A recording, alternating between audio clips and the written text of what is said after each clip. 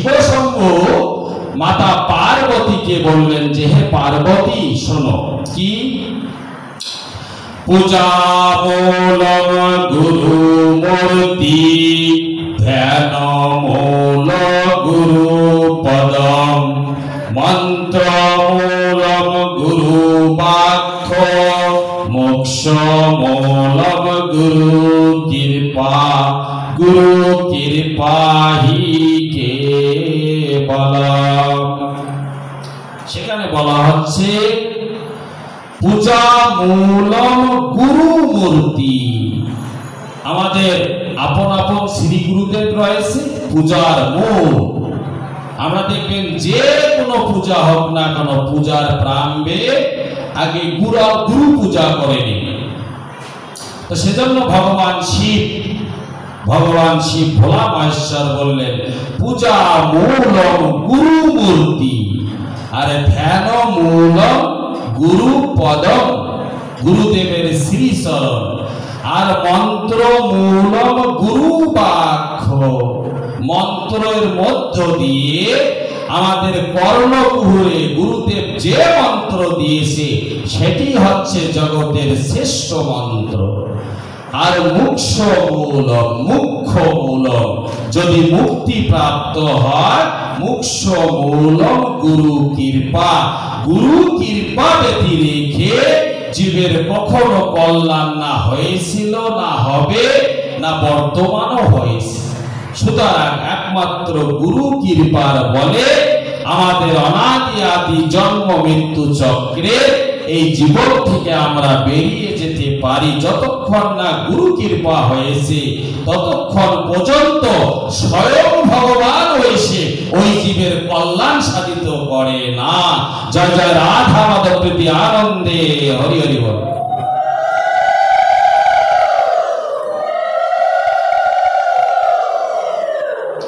এজন্য ভাগবত মহাপুরাণে বলা আছে নিদেহে মাধ্যম সুলভম সুদুর্লভম প্লবম সুকল্পিতম গুরু কর্ণধারম ময়া অনুকূলেন নভস্যতেরিতম পুমান ভবাদ বিদ্যেন নাতরেৎ স আত্মা।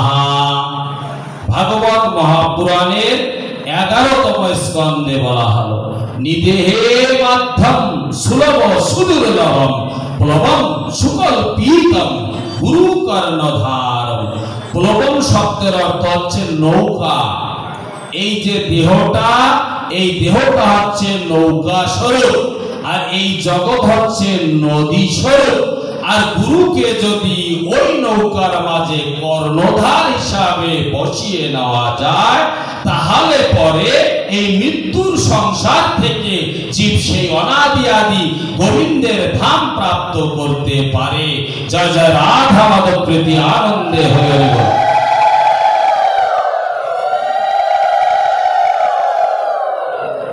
স্বয়ং ভগবান ভাগবতের 10ম স্কন্ধের 80তম অধ্যায়ের 34 নং শ্লোকে উদ্ধবকে বললেন শোনো উদ্ধব, না অহমিজ্জা প্রজা ভীমাম তপোষা উপশমেন বাতুস্বয়ম সর্ব আত্মা গুরু শুশ্রূষাম যথা।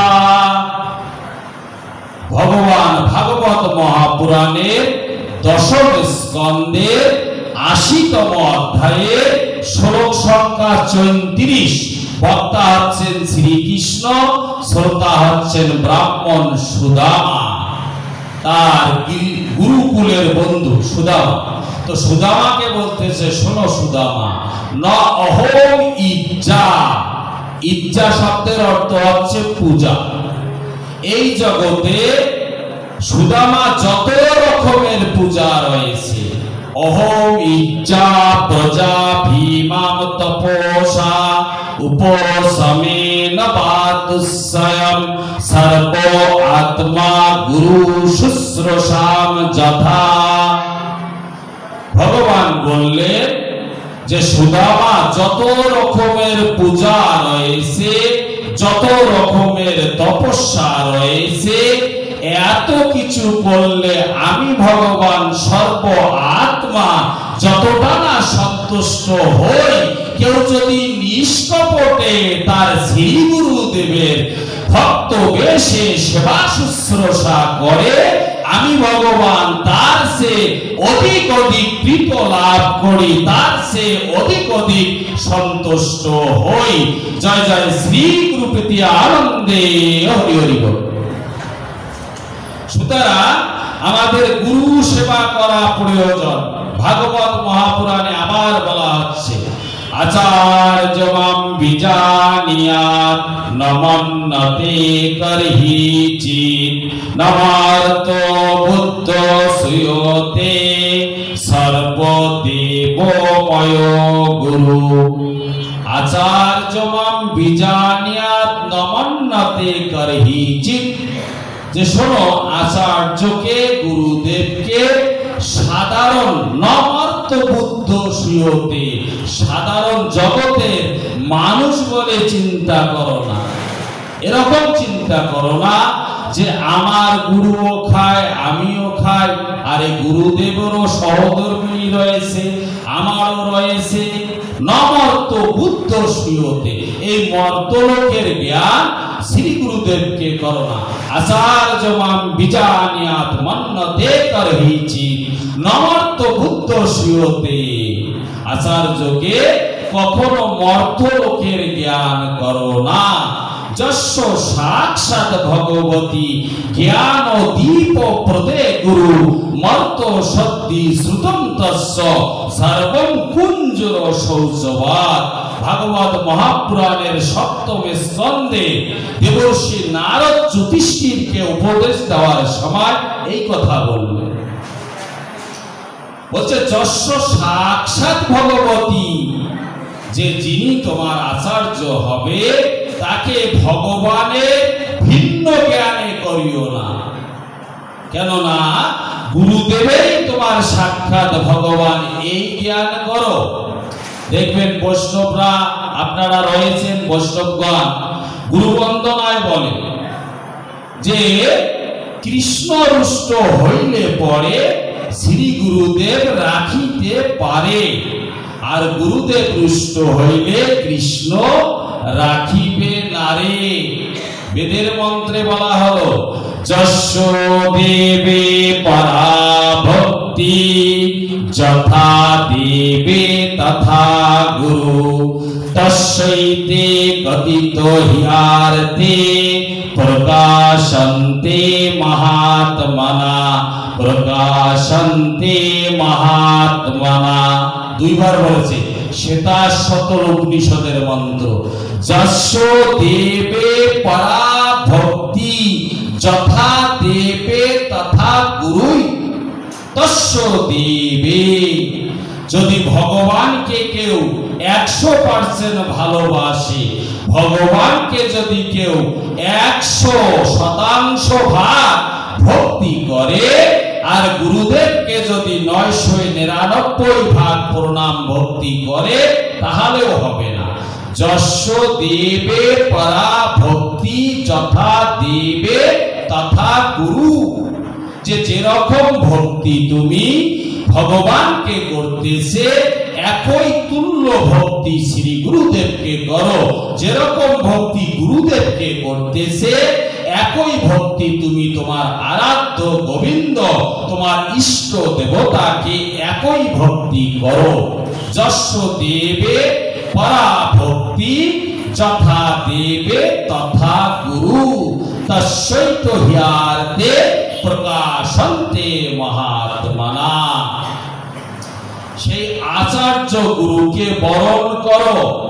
গীতায় ভগবান বললেন, তদ্বিদ্ধি প্রণিপাতেন পরিপ্রশ্ন সেবয়া উপদিক্ষন্তি তে জ্ঞানম জ্ঞানীনা তত্ত্বদর্শিনাম।